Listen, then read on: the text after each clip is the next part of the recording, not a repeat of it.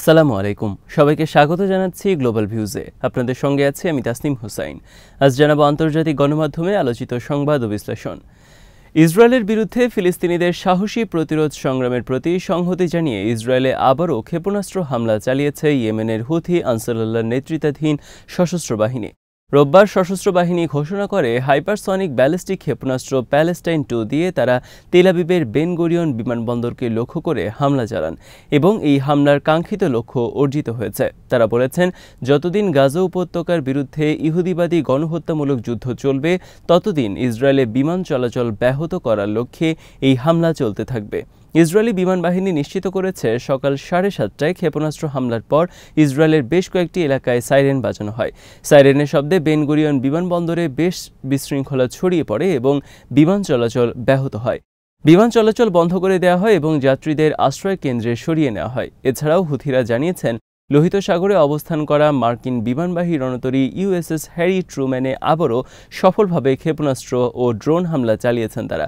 রোববার তাদের ঘোষণায় বলা হয়, গত কয়েক ঘণ্টায় আমাদের দেশে ডজন ডজন মার্কিন বিমান হামলার জবাবে আমাদের ক্ষেপণাস্ত্র ও ড্রোন বাহিনী মার্কিন রণতরী ইউএসএস হ্যারি ট্রুম্যান এবং লোহিত সাগরের বেশ কয়েকটি শত্রু যুদ্ধজাহাজের সঙ্গে সংঘর্ষে লিপ্ত হয়েছে। সেখানে একাধিক ক্ষেপণাস্ত্র ও ড্রোন ব্যবহার করা হয়েছে। বেশ কয়েক ঘণ্টা ধরে এই সংঘর্ষ চলে। ঘোষণায় বলা হয়, আল্লাহর রহমতে ইয়েমেনের সশস্ত্র বাহিনী পূর্ণ সাহসিকতার সঙ্গে নৃশংস ও অপরাধমূলক আগ্রাসন মোকাবেলা করে যাচ্ছে।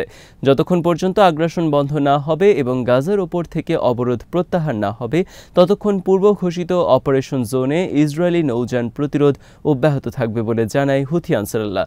শনিবার ভোরে ইসরায়েলের বেন গুরিয়ন বিমানবন্দরকে লক্ষ্য করে ব্যালিস্টিক ক্ষেপণাস্ত্র নিক্ষেপ করে ইয়েমেনের সশস্ত্র বাহিনী। 2 দিনের মধ্যে সেখানে 3 দফা ক্ষেপণাস্ত্র হামলা চালানো হয়। গাজায় হামলা বন্ধ না হলে ইসরায়েলি আকাশসীমা অনিরাপদ থাকবে বলে এর আগে ঘোষণা দিয়েছিলেন তারা। এদিকে শুক্রবার ও শনিবার লেবাননের বিভিন্ন এলাকায় ইসরায়েলি বিমান হামলার পর রোববার আনসারুল্লাহ নেতা সৈয়দ আব্দুল মালিক আল হুথি বলেছেন, লেবাননের পাশে দৃঢ়ভাবে দাঁড়াবে ইয়েমেন। লেবাননে ইসরায়েলি হামলার উপর ইয়েমেন নিবিড়ভাবে নজর রাখছে জানিয়ে তিনি বলেন, এই অযৌক্তিক আগ্রাসন মোকাবেলায় লেবাননের জনগণ এবং হিজবুল্লাহর পাশে থাকার সিদ্ধান্ত নিয়েছে ইয়েমেন। তিনি বলেন, আমরা ইসরায়েলি হামলায় তাকিয়ে তাকিয়ে দেখব না। তিনি হিজবুল্লাহ ও লেবাননের জনগণের উদ্দেশ্যে বলেন, আপনারা একা নন, যে কোনো আগ্রাসনের বিরুদ্ধে আমরা আপনাদের পাশে আছি। ফিলিস্তিনের দক্ষিণ গাজার খান ইউনিসের নাসের হাসপাতালের জরুরি বিভাগে রোববার সন্ধ্যায় ইসরায়েলি বিমান হামলায় হামাসের পলিট ব্যুরোর সদস্য ইসমাইল বারহুম নিহত হয়েছেন। তিনি সেখানে চিকিৎসা নিচ্ছিলেন। বারহুমকে লক্ষ্য করে চালানো হামলাটি আল জাজিরা ও বিবিসি আরাবিকে ধরা পড়েছে। সামাজিক মাধ্যমে প্রকাশিত ভিডিওতে দেখা গেছে, আল জাজিরার সাংবাদিক নাসের হাসপাতালের সামনে থেকে লাইভ করার জন্য প্রস্তুতি নিচ্ছেন। ঠিক তখনই মিসাইল সদৃশ কিছু একটি এসে হাসপাতালে আঘাত হানে। এরপর সেখানে আগুন লেগে যায়। এই হত্যাকাণ্ডের তীব্র নিন্দা জানিয়ে হামাস বলেছে, ইসরায়েলি সন্ত্রাসবাদের বিশাল নথিতে আরও একটি নাম সংযোজন করা হলো। এই হামলার মাধ্যমে আবারও সব ধরনের আন্তর্জাতিক আইনের প্রতি অবজ্ঞা জানালো ইসরায়েল।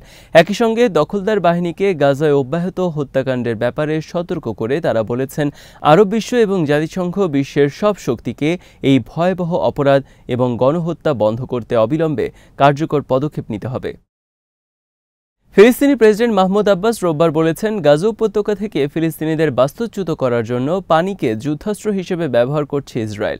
প্রেসিডেন্ট আব্বাস বলেন, দখলদার ইসরায়েল আমাদের জনগণের দুর্ভোগ, বাস্তুচ্যুতি এবং প্রকৃতপক্ষে ধীরে ধীরে মৃত্যু আরও বৃদ্ধির জন্য একটি অস্ত্র ব্যবহার করছে। সমস্ত মৌলিক পরিষেবা বন্ধ করে এই কাজ করছে তারা। বিশেষ করে পানি এবং মানবিক সাহায্যের প্রবেশ বন্ধ করে ইসরায়েল এই কাজ করছে, যা মানবাধিকার কনভেনশন এবং আন্তর্জাতিক রেজুলেশনের সুস্পষ্ট লঙ্ঘন।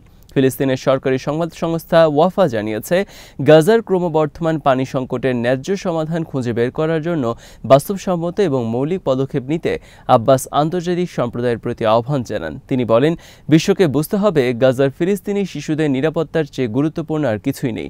এসব শিশুরা 1 লিটার পানি পেতে ঘণ্টার পর ঘণ্টা লাইনে দাঁড়িয়ে থাকে, দূষিত পানি পান করে, খাদ্য ও ওষুধ থেকে বঞ্চিত হয়, পানি শূন্যতা ও তৃষ্ণায় মারা যায় এবং বিশ্বের অন্যান্য শিশুদের মতো নিরাপদে বেঁচে থাকার অধিকার থেকে বঞ্চিত হয়। ফিলিস্তিনি প্রেসিডেন্ট বলেন, যুদ্ধের অস্ত্র হিসেবে ইসরায়েল পানিকে ব্যবহার করছে এবং এটি ফিলিস্তিনিদের তাদের ভূমি থেকে উৎখাত, অবৈধ বসতির সম্প্রসারণ এবং দ্বিরাষ্ট্রীয় সমাধানকে ক্ষুণ্ণ করার নির্মম রাজনৈতিক প্রচেষ্টার অংশ। ফিলিস্তিনিদের জোরপূর্বক বাস্তুচ্যুত করার জন্য ইসরায়েলের একটি সরকারি সংস্থা প্রতিষ্ঠার সিদ্ধান্তের কঠোর নিন্দা জানিয়েছে জর্ডানের পররাষ্ট্র মন্ত্রণালয়। এক বিবৃতিতে মন্ত্রণালয় উল্লেখ করেছে, অধিকৃত পশ্চিম তীরে ১৩টি নতুন অবৈধ বসতি স্থাপনকে স্বীকৃতি দেওয়ার সিদ্ধান্তের পর এই পদক্ষেপ নিল ইসরায়েলি নিরাপত্তা মন্ত্রিসভা। জর্ডানের মন্ত্রণালয় বলেছে, এই পদক্ষেপ অবৈধ এবং আন্তর্জাতিক আইন ও মানবাধিকার আইনের সুস্পষ্ট লঙ্ঘন। মার্কিন প্রেসিডেন্ট ডোনাল্ড ট্রাম্প এর আগে গাজা দখলের ইচ্ছা ব্যক্ত করেছিলেন এবং গাজার বাসিন্দাদের স্থানান্তরের জন্য মিশর ও জর্ডানকে প্রস্তাব দিয়েছিলেন, কিন্তু সেই প্রস্তাব প্রত্যাখ্যান করে দেশ দুটি এরপর ফিলিস্তিনিদের জোরপূর্বক বাস্তুচ্যুত করার জন্য একটি সরকারি সংস্থার প্রতিষ্ঠার সিদ্ধান্ত নিল ইসরায়েল।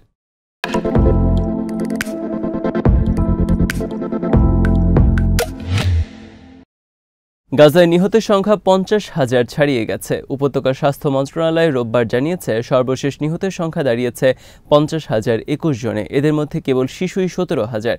ইসরায়েলের ১৭ মাসের নির্বিচার হামলায় অবরুদ্ধ উপত্যকাটিতে এত বেশি শিশু নিহত হওয়ার মধ্যে দিয়ে একটি পুরো প্রজন্মই ধুলোয় মিশে গেছে বলে উল্লেখ করা হয়েছে আল জাজিরার এক মন্তব্যের প্রতিবেদনে।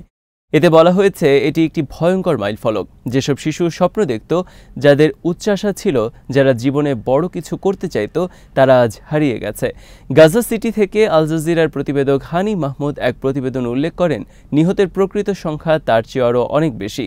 গাজার স্বাস্থ্য বিভাগ শুধু নথিবদ্ধ হতাহতের হিসাব রেখেছে। এমন অসংখ্য নিহত ব্যক্তিকে কবর দেওয়া হয়েছে যাদের নথিবদ্ধ করেনি স্বাস্থ্য মন্ত্রণালয়। তাছাড়া অনেকে নিখোঁজ রয়েছেন, তাদের ভাগ্যে কী ঘটেছে তা নিশ্চিত করে বলা যাচ্ছে না। আর অনেকে ধ্বংসস্তূপের নিচে চাপা পড়ে আছে। অল্প সময়ে এত বেশি শিশু নিহত হওয়ায় একটি জনগোষ্ঠী রাজনৈতিক, অর্থনৈতিক এবং বুদ্ধিবৃত্তিকভাবে বড় ধরনের ক্ষতির মুখে পড়েছে, যা বর্তমান প্রজন্ম কাটিয়ে উঠতে পারবে না। আল জাজিরা জানিয়েছে, সোমবার সকালে কয়েক ঘন্টার মধ্যেই গাজায় ১৫ দফা হামলা চালিয়েছে ইসরায়েল। এসব হামলায় অন্তত ১৫ ফিলিস্তিনি নিহত হন। গাজা উপত্যকায় ইসরায়েলি হামলার পাশাপাশি সোমবার ইয়েমেনের রাজধানী সানার জনবহুল এলাকায় বিমান হামলা চালিয়েছে যুক্তরাষ্ট্র। এতে অন্তত ১ জন নিহত এবং ১৫ জন আহত হন। ডোনাল্ড ট্রাম্প তার নীতি না বদলালে ওয়াশিংটনের সঙ্গে তেহরান কোনো আলোচনায় বসবে না বলে জানিয়েছে ইরানের পররাষ্ট্রমন্ত্রী আব্বাস আরাগচি। ইরান সবসময় যুদ্ধের জন্য প্রস্তুত বলেও হুঁশিয়ারি দেন তিনি। সম্প্রতি নতুন পরমাণু চুক্তিতে সম্মত হতে ইরানকে ২ মাসের সময়সীমা বেঁধে দেন মার্কিন প্রেসিডেন্ট। রাজি না হলে তেহরানে হামলারও হুমকি দেন তিনি, যার তীব্র সমালোচনা করেন ইরানের সর্বোচ্চ ধর্মীয় নেতা আয়াতুল্লাহ আলী খামেনি। যুক্তরাষ্ট্রকে বাড়াবাড়ি না করার আহ্বান জানিয়ে তিনি বলেন, রোববার এক বিবৃতিতে ট্রাম্পের বিশেষ দূত স্টিভ উইটকফ জানান, মার্কিন প্রেসিডেন্ট ইরানের সর্বোচ্চ নেতার কাছে একটি সম্ভাব্য নতুন পারমাণবিক চুক্তি নিয়ে আলোচনার প্রস্তাব পাঠিয়েছেন, যা সরাসরি সামরিক পদক্ষেপ এড়ানোর চেষ্টা।